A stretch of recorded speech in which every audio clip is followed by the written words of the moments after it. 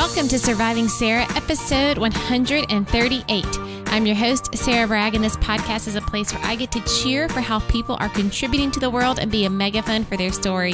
And I hope that this episode will inspire, encourage, and entertain you to survive right where you are. Elizabeth Grace Saunders joins me today from my new kitchen table.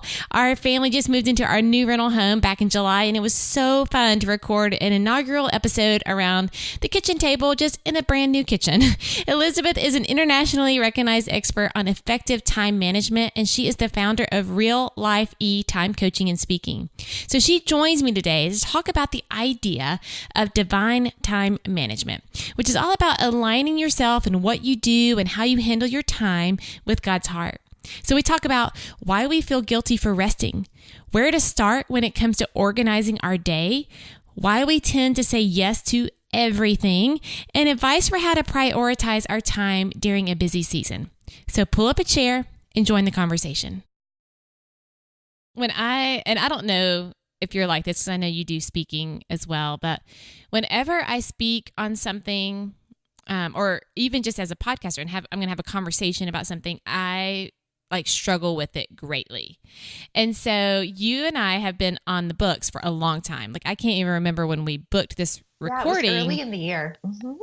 Yes. Yeah. And so here we are in July. I think it was 6 months ago. And so who would have known that time management would be such a struggle in this specific moment? I laughed. I got up this morning and I was just drinking my coffee and having some quiet headspace. And the prayer that started coming out of me as I was journaling was all about stressing out about time. Mm-hmm. And I thought, isn't this interesting that in 4 hours, I'm going to be having a conversation with Elizabeth Grace Saunders about divine time management. I totally understand what you're saying. I'm in my time management coaching work. Oftentimes I'll go through something, usually in I would say less strong way. I'll have some life experience, but it'll be a struggle. And then shortly after, I'll have a coaching client go through the exact same situation, usually in a more dramatic fashion. And I was like, well, I can relate, and I have this information for you because God literally prepped me for it. So I totally hear what you're saying. And I love that. I'm thankful for it on the back end when I realize, I'm so glad because I have so much more empathy and I can relate better. But man, the struggle through it. It's difficult. I totally hear you. You're like, God, do I really have to learn these lessons?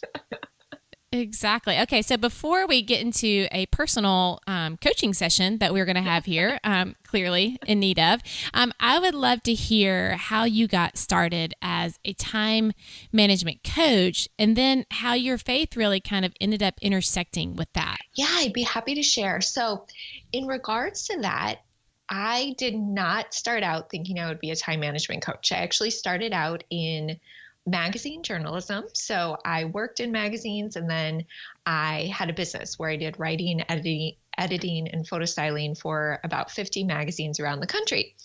And yeah, it was a lot. And I fell into it. It was definitely the Lord. It was not my intention. It just happened.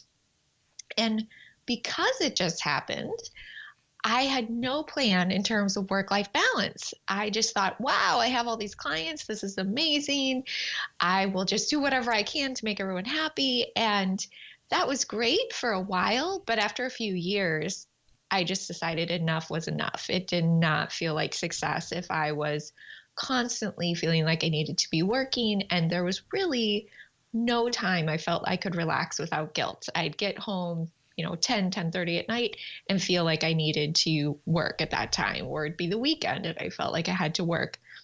And so I got to this point where I just said, I need to figure this out. This is not working for me. And I discovered how do I organize my time, organize my life so that I can not work at night, not work on the weekends, really have work-life balance, not feel guilty for not working. And at the same time, God connected me with other young entrepreneurs, and they said, Elizabeth, this is amazing. We have successful businesses, but we're stressed out all the time. You should really help others. And so it was really my friends who saw in me something that I would not have thought of to help other people with. And that was over 9.5 years ago. So I've been at the beginning of 2019 will be 10 years that I've been doing time management coaching. It's the main thing that I do. And then in the past, just about 3 years, it was around 2015, there was a shift that happened. I still was doing time management coaching, and my second book had just come out with Harvard Business Review. And so I was doing very well, very successful, but it started to feel a little bit empty. And that scared me because this is my career, and this is how I made a living. This is what I was known for, and I don't like to be fake. And so I was struggling with, this is what I do for a living. This is where I'm an expert, but I really want to be authentic, and I'm starting to feel bored. Like, what do I do about this? And at the same time, I was at church, and I just really felt like God impressed on my heart that I needed to start giving him the glory in my business. And that also frightened me because I've been a Christian my whole life. I love God very much. I am not ashamed at all of Christ or the gospel or anything, but I always like to be really politically correct. I like people to like me. I like to not have awkward conversations. And so I never put that on my website or anything like that. And so for God to say, you need to give me the glory, I was thinking, what does that even mean? Do I sell everything and move to Africa? I don't know. What is going on here? And what God did in his kindness is he showed me I could still do time management coaching, which I still do, but he wanted me to just start something new. And so I started a Christian division of my company called Divine Time Management, where I have a group coaching program really focused on faith and how that connects with time, as well as my most recent book, also called Divine Time Management, very, very Christian, full of Bible verses and all of that. And it's really been amazing because I was so afraid that this would destroy my career. And it's really done the opposite. I regained my passion for everything I was doing in terms of the normal time management coaching. And then I have this whole new area of my life and business I get to explore with Divine Time Management that is so satisfying to not only be able to help people organize their time, but encourage them in their relationship with God. So it all worked out as it always does, but I have to admit, in the process, I was like, God, what are you doing? This does not seem logical. Oh, okay. So this is kind of relatable and kind of a sidebar. Yeah. But have you done the Enneagram? Have you looked into the Enneagram? Mm-hmm. What number are you?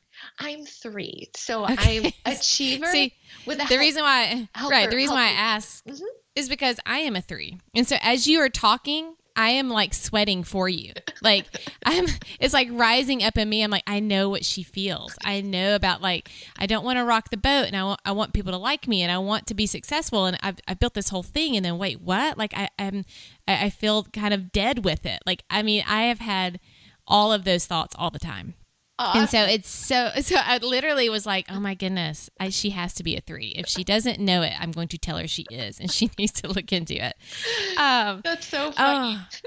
Yes, I feel that pain of, and even when you were talking about how you got into time management in the first place, was like feeling guilty for resting and never being able to stop. And I think that is a constant in the back of my head. And I know from talking to a lot of people, they feel that way, where I know my mom and I even joke, she'll, and they're like nearing 70. My parents are, and they own their own business, and so it's a nursery, so that's live, plant, so that's a nonstop. It's like a farm, so you don't get, it's not a 9 to 5.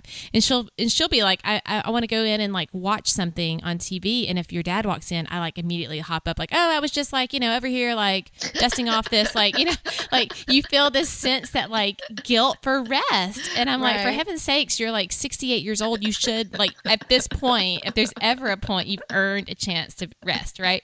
Yeah.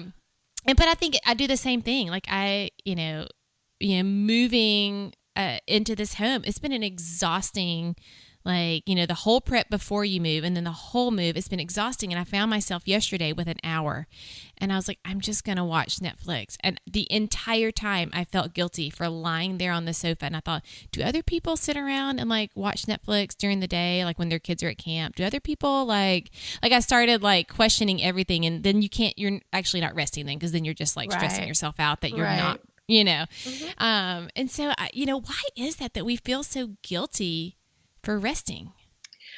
Well, honestly, there's two answers to that question, at least from a basic point of view. Of course, everything is so nuanced, but I'll start with two. In terms of feeling guilty for resting, I think that there's one part of it where there's the idea of there's no peace without the war. And so I'll say that one more time. There's no peace without the war. And that's actually a quote I got from one of my time management coaching clients. And in those cases, if you know that you aren't using your time well and you haven't been getting things done, likely you're not a 3 Enneagram, but someone else, then you don't have peace because you actually really have been procrastinating, or you really have been on Netflix, not just 1 hour, but all day. And so there can be a legitimate place for guilt where you are recognizing that there's an incongruence between what my expectation of myself is and what I'm actually doing. And so it's not always wrong. So that's one case where we can feel guilty. But the opposite extreme can be true, where we feel guilty for reasons that aren't good. We have these false expectations that we should always be working, we should always be productive, or we can never rest until everything's perfectly in order. And that's really false guilt. And I believe that's because of lies that we can believe, that it all depends on us, or our worth comes from what we do, or, well, it all, God's kind of taking care of things, but he's not really taking care of things.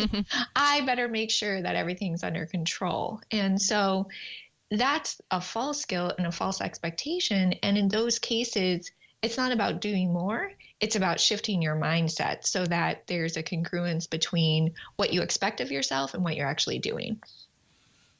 Oh, that's good. I feel like I need to sit on that for a minute. Like I literally have my journal sitting out from this morning, and so much of this is what I said. I mean, even down to like the when you talked about our worth is tied to what we do or what we don't do, and that was I was even saying that, like, why is it that if I'm being really productive and if I am accomplishing something and really pushing the ball down the field, then I feel like worthy and I feel valuable, rather than knowing that, like, even if I spent my entire day watching Netflix, I am still valuable. Right. Like that's understanding that your worth is not found in what you do and how you spend your time.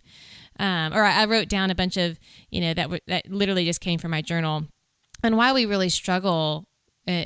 And you can maybe just kind of address some of these, but it's, I feel overwhelmed. Like, how many people feel just overwhelmed? Like there's times where you go, I don't think I did anything today, but yet I feel so stressed out and I feel so overwhelmed. Or maybe I didn't accomplish enough each day, or I don't know where to start. That was one of the things this morning. I was going, there's things that I want to do, things that I want to work on. And whether that is home related, family related, business related, and I don't know where to start. And so then you just don't start because you don't know where to start. Or, life feels out of control, or I just don't know how to use the hours of my day.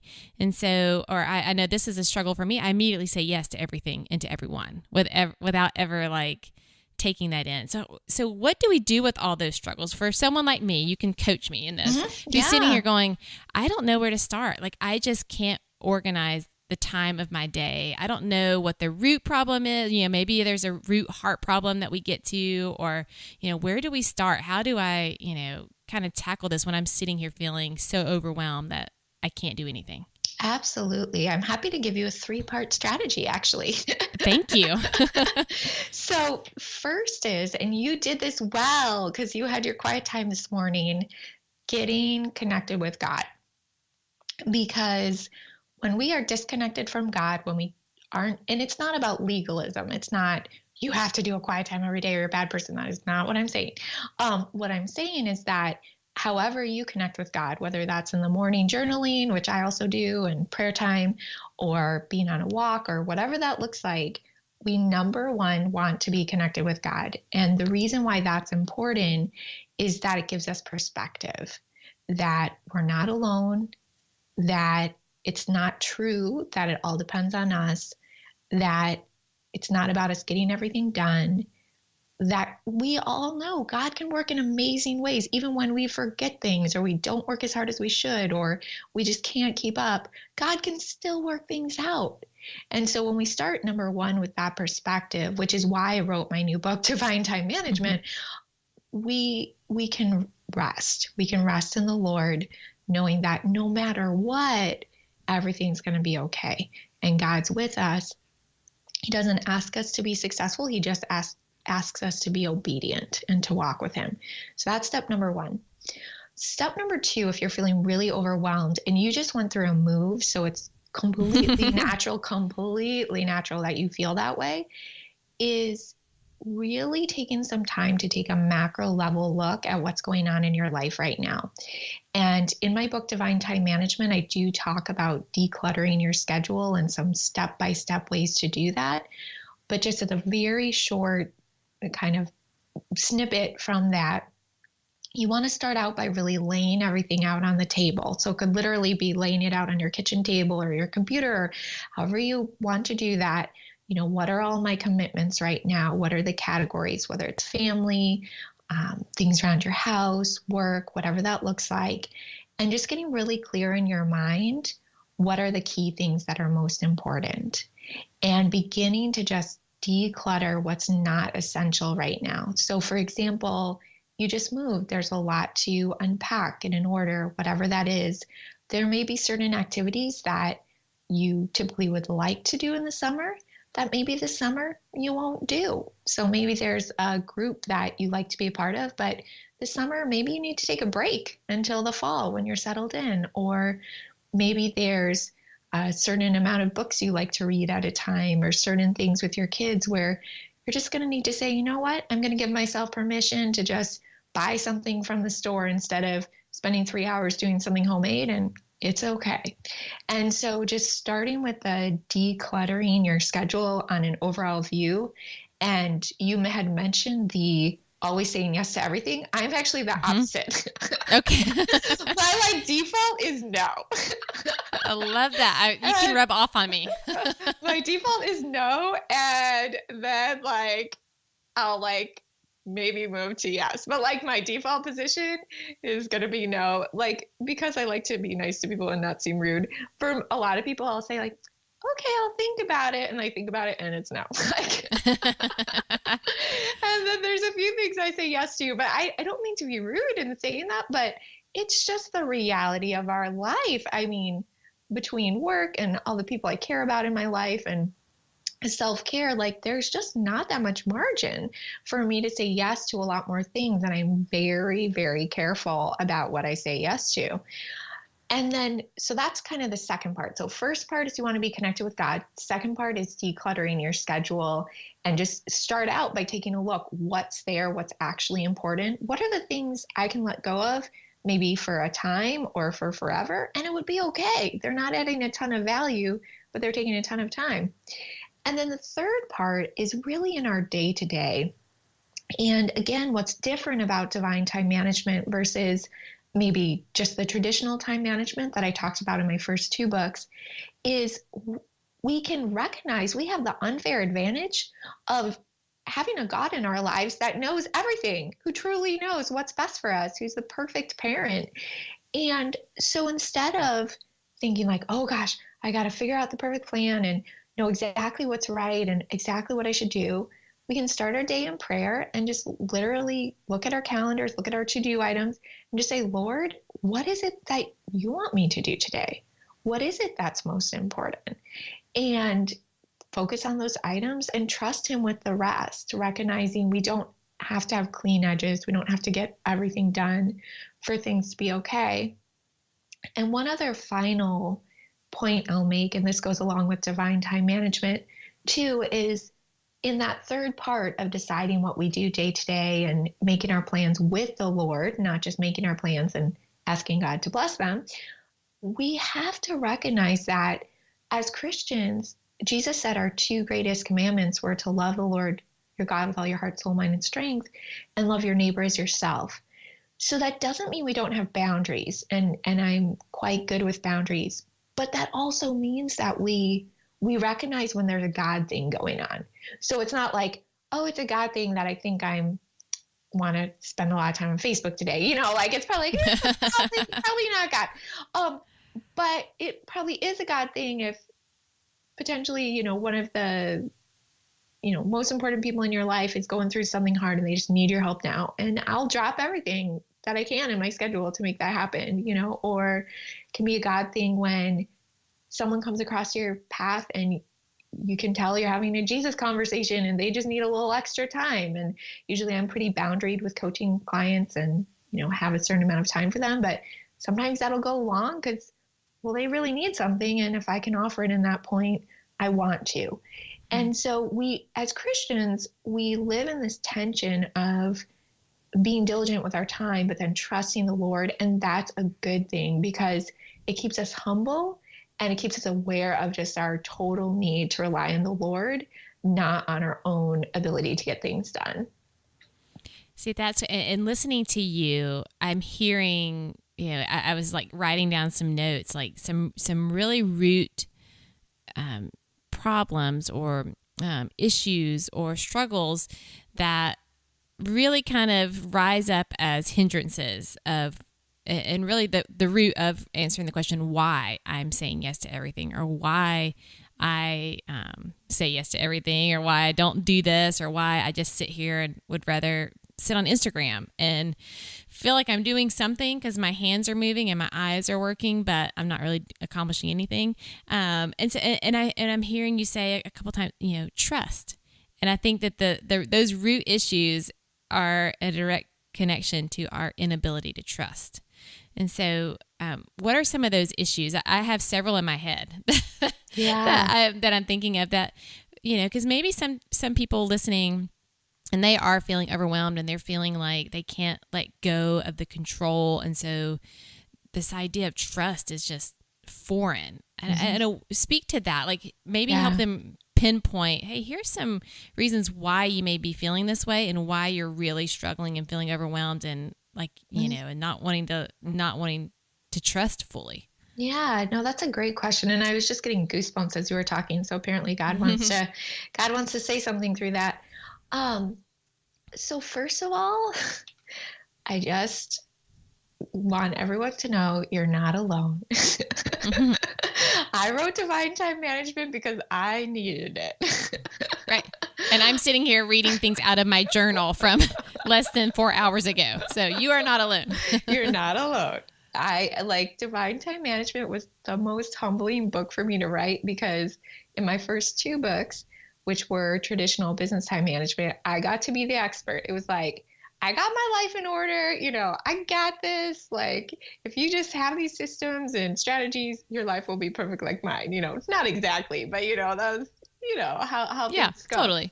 But Divine Time Management is the total opposite because it really is about helping type A people chill out. And so that really convicted me in a deep way. I was crying often, like writing this book and editing this book. Cause I'm like, God, I'm so sorry. I repent. Like, I've been doing this all wrong.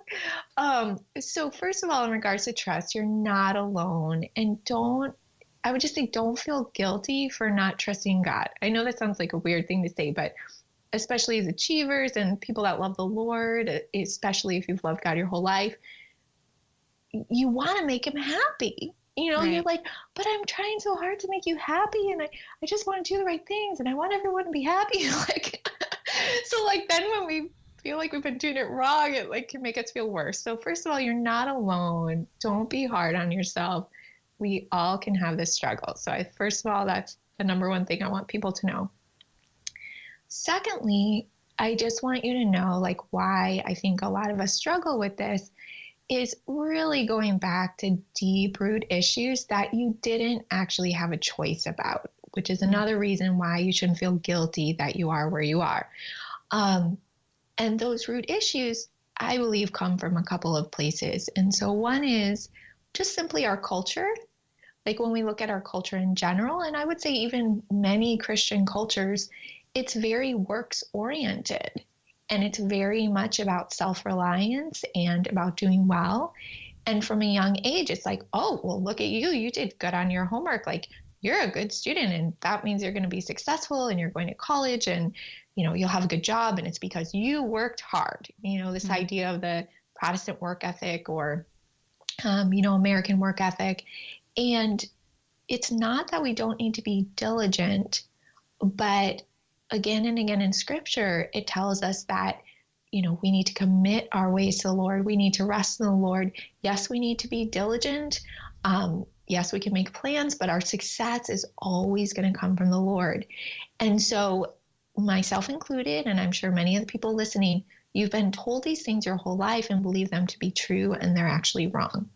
And so I think that's a big issue why we struggle with trust just from a worldview, because that is not typically promoted in our society.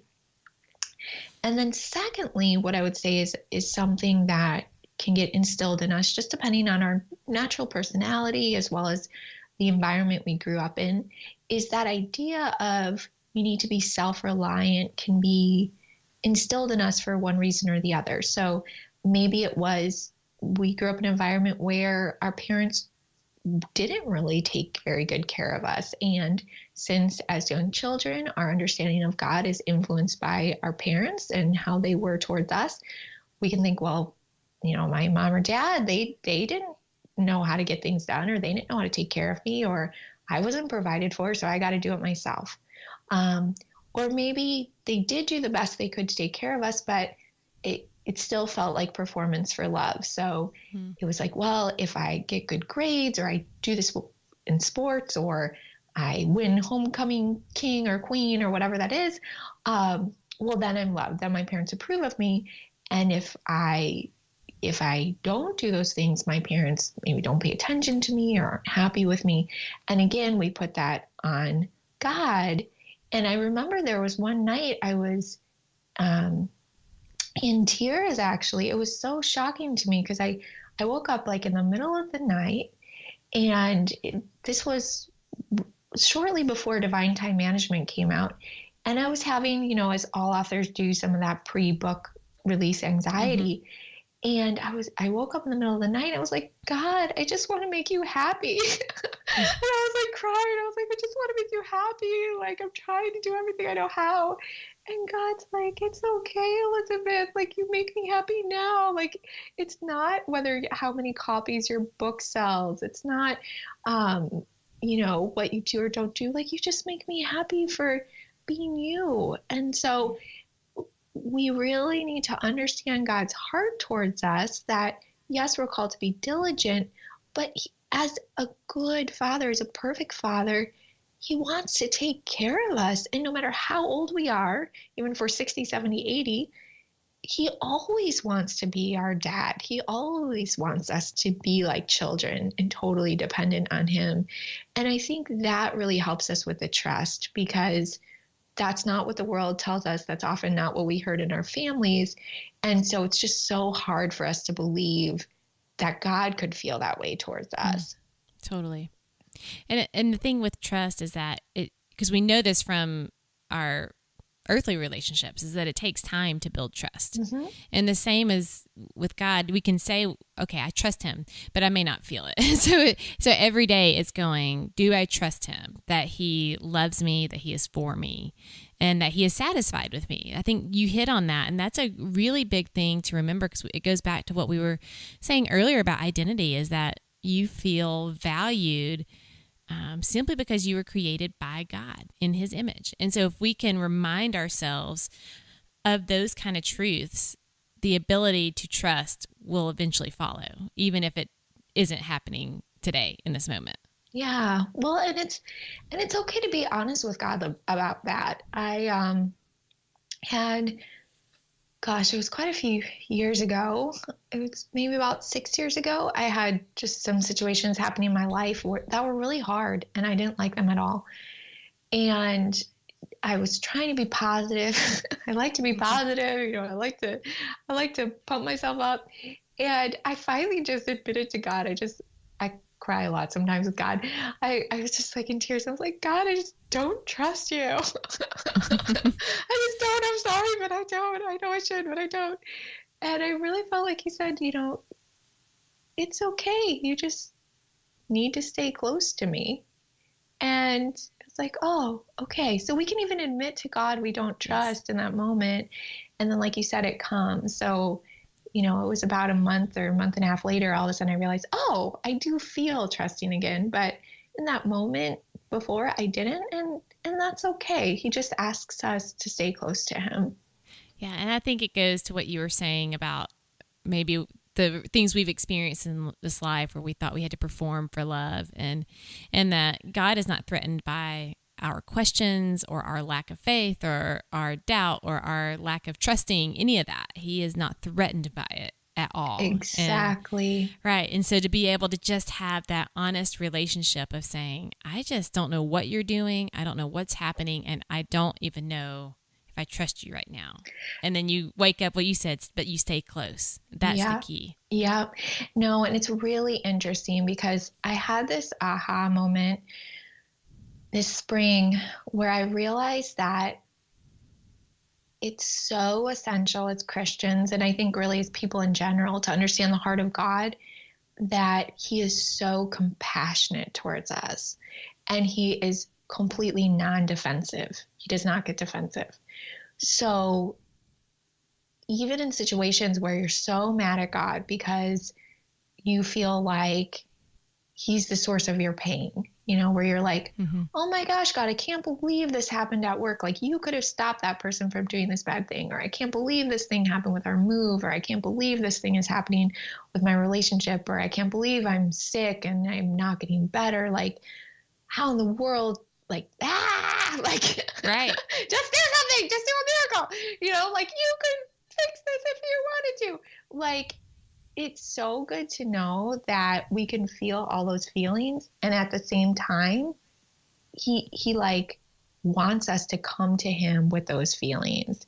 And he wants us to know that, and this always happens to me when I just admit to God how I'm feeling, he's like, oh, I'm so sorry. Like, I'm so sorry you're in pain. Like, I'm so sorry you're having to go through this. Like, he's just so compassionate, and he never gets defensive. He's not mad at you for being mad at him. And so whether it's with our time or our schedule or anything else, I think a lot of times, especially achievers, we can just get busy and try to get things done. It's like self-protection. It's like, okay, God, like, I guess you're not going to do what I want right now, so I'm just going to make it happen, or I'm just going to keep myself really busy and pretend like this isn't a big deal, even though I'm very mad at you right now. and like, we end up burning ourselves out or getting even more wound up. And really, he just wants to come to us to come to him and just be like, God, actually, I'm super upset. Like, can you help me? And he may or may not change the situation at that moment, but he will change our hearts, because when we cry out to the Lord, like, he answers us and he hears, and like, his heart is always so tender towards us in our weakness. Yeah, that's so good. Okay, so I want to go back a little bit to when you gave the 3 kind of steps, and the last step was the day-to-day plans, because I'm thinking about when, and anybody can listen to this episode at any point in the calendar year, but I know that it'll be coming out around the time that I have a lot of moms that listen. So, school gets back in and it's just frantic, and there's so many things, and you feel so overwhelmed so quickly. What are some ways that we can just kind of prioritize? And this is really just not just moms. I just know that there's a lot of moms that listen, but just to prioritize when you're in a busy season. So, naturally, even like December, whether you're a mom or not a mom, or you are just a human that lives in America in December. Yes. Like, it's crazy. And so how can we, when it gets to those seasons when there's just so much, right. How do we prioritize our time? Yeah, so I'm going to give you two answers for that. So number one is be proactive, be proactive, be proactive. Like so, Mhm. and so what I mean by that is if you know every fall it's going to be crazy with the kids, or every December it's going to be crazy, get as much done ahead of time as you possibly can to free up margin for those times when it's going to be busier because there's parent teacher conferences or there's parties to go to or whatever. So whether that means doing your Christmas shopping now or school shopping now so that it's split up over time and it's not this frantic rush at the beginning. It could mean registering for things early. It could mean making decisions with your spouse about what it is that you want to do in the fall in terms of carpooling. It could mean making extra meals and freezing them for certain times. I mean, literally, whatever you can do to create margin during those busy times, do them in the times when you're not busy.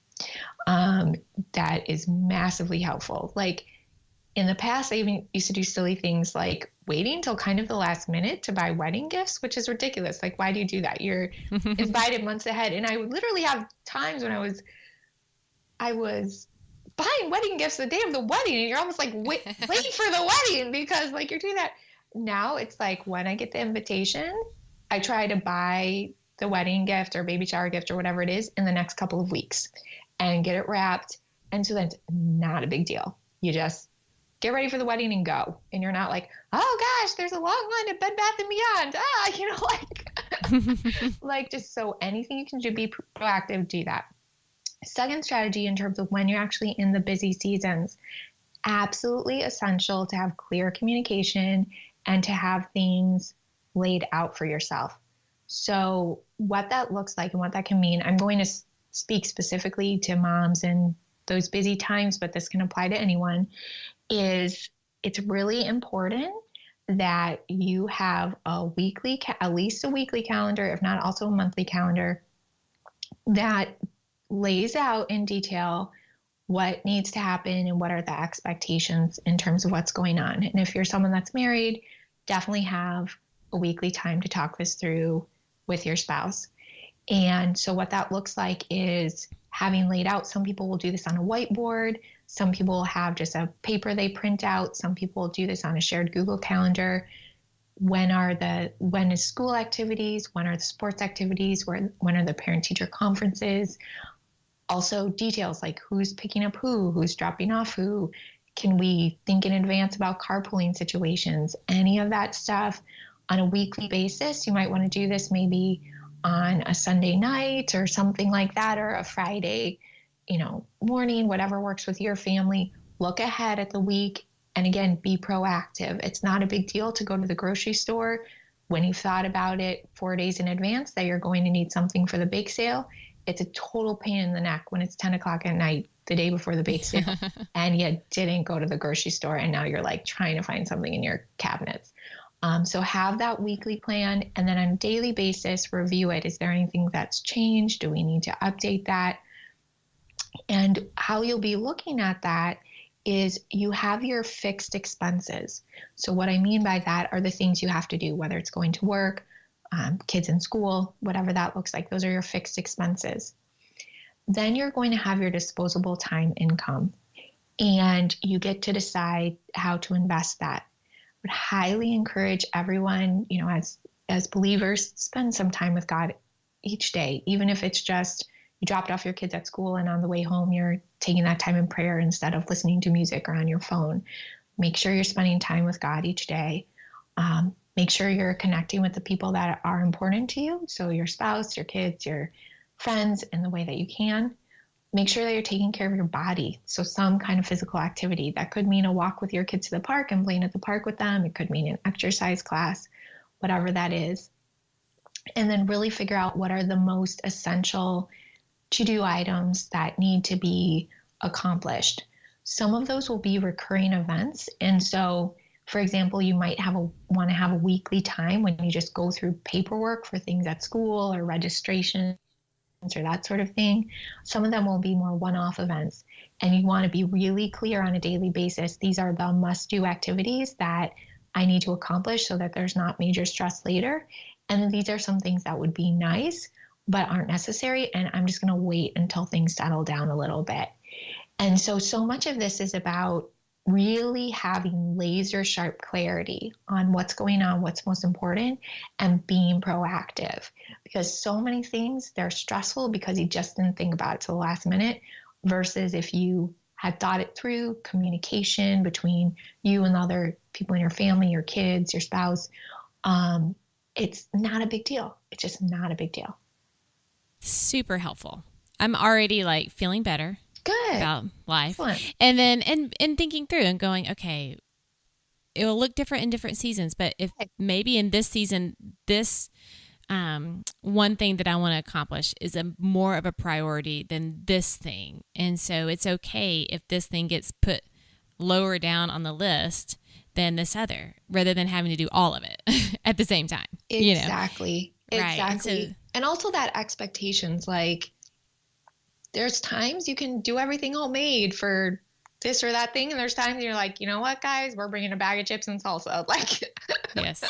Well, it's, I have realized, the control freak that I am. I would have probably never said that before, but I'm realizing truly in like the last couple of months, just a lot of things rising to the surface about fear and about control, and especially when it comes to parenting even, and wanting to control what my kids eat and how much they sleep and how much, because I think if I do these 3 things, then this will be the outcome. Right. And I'm trying to control this rather than trusting God with what's going on. Right. And so even, during this move, I was we literally moved and there was no air conditioning and there was no refrigerator that worked in this house that we moved into.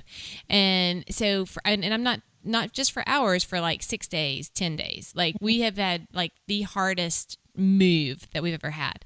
And so with not having a refrigerator, I was having to just kind of buy each meal basically, other than like breakfast. And I let my kids get Lunchables. So like, I hate Lunchables. Like they just seem like someone probably got them out of a trash can and put them on the Kroger shelf. But my kids love them. They love them with all their heart and all their soul and all their mind. And so with this move, I have let them, like for days, like we would, like I remember I had let them get a Lunchable for lunch. And so then again, like it was like day number 3 and we're having to go to therapy. And I was like, hey, like we're going to go to Kroger, we're going to get lunch, and then we're going to eat in the car on the way. And they're like, I bet Mom's not going to let us get a Lunchable. They're like, can we get a Lunchable? I'm like, yeah, get a Lunchable. That's fine. If you want to get a Gatorade, that's fine. Like all these things that I never say yes to. And I'm like just throwing out yes like it's confetti. And they are in like heaven. Can we move Yes, I know. And she and my oldest like hugged me and she said this, and it stuck with me. And she said, I love this version of you. And I was like, oh, like, yes, I should care about the health of my children and like, yes, provide like the healthiest options for my children. But I feel like to an extent I have tried to control and hold the reins really tightly about what they eat, and to the point where it's like, I just need to let go. You know what? If this season requires Lunchables for every meal, that's going to be okay. Right. Like this is a season where that's a low priority is the typical kinds of lunches that we are eating that we normally eat. Right. And learning to let go of some of that control rather than trying to just navigate it all, because then I didn't have time to like figure all that kind of stuff out. Like this week, my girls are both at horse camp every day. And I was like, you know what? Lunchables. We all get Lunchables. I'm like Oprah. I'm like, you get one and you get one and you get one. Like, just make it happen every day. And you know what? I have not been stressed in the morning. They've gotten up. They've made their lunches. Easy peasy. And that was a way of taking a whole level of stress out of my weekly schedule. Right.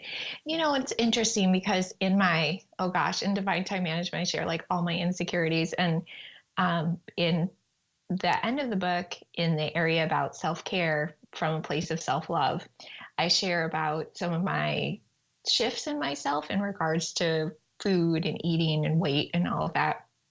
And God convicted me of the same thing. He's like, Elizabeth, like you do everything from a place of control with your body. Like I gotta weigh myself every week and making sure I was the same weight and like, oh, I can only eat this if it's healthy. And if it's not healthy, like if I'm like bad um, I'm going to get fat or whatever that is.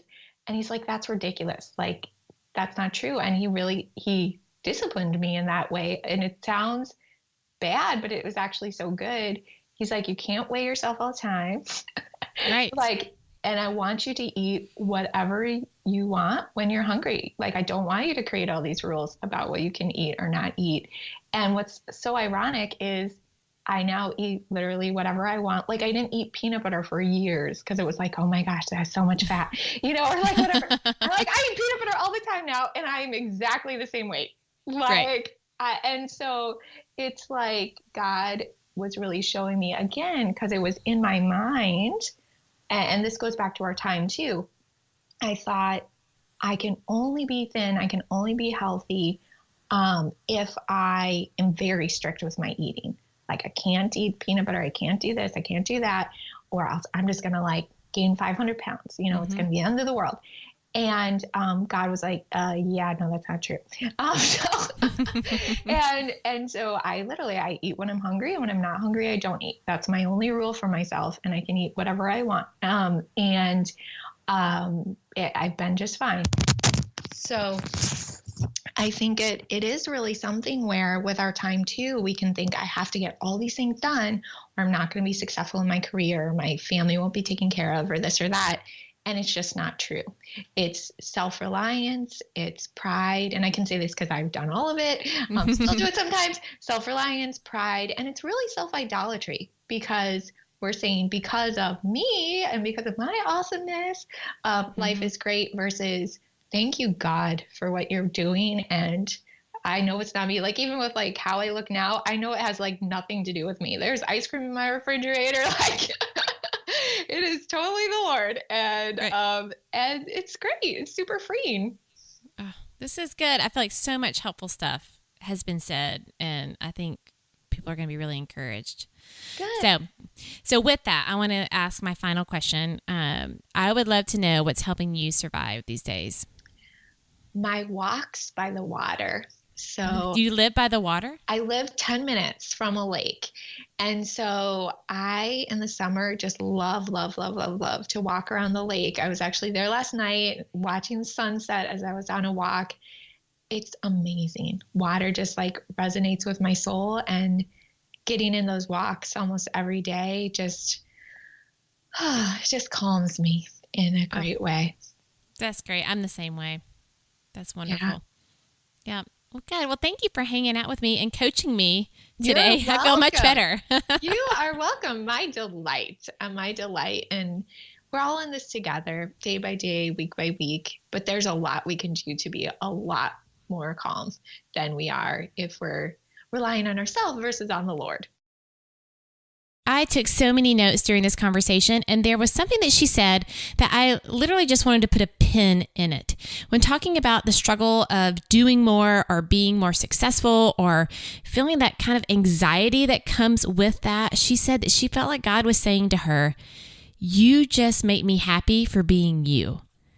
Isn't that what all of our hearts really long to hear, whether that's from someone we love on like here, like a relationship, but especially from God, that you just make me happy for being you. And do you feel like that is true? I know that I don't feel like that is true a lot of times. I feel like I always have to prove myself or do more or be more or accomplish more to be loved or liked or valued. But it's what I say to my kids. I look at them and I say, I love you because you are mine. That is essentially the same thing. And so much of our worth comes from what we do and how well we do it. But God likes you just because you are you. What difference would it make if we started our day and we planned out our day and our weeks and our months and our activities if we based it on that truth? I would love to hear from you what you thought about all of this. Come find me at Sarah W. Bragg on Instagram or Twitter, or Surviving Sarah Podcast on Facebook. And remember to click the little subscribe button wherever you listen to the show so that you will never miss an episode. So don't forget to head over to survivingsarah.com to find the show notes for today's episode with Elizabeth Grace Saunders, which includes links to everything we talked about and discussion questions and ways to connect with her. Thank you for listening. And as always, I hope this show helps you survive a little easier.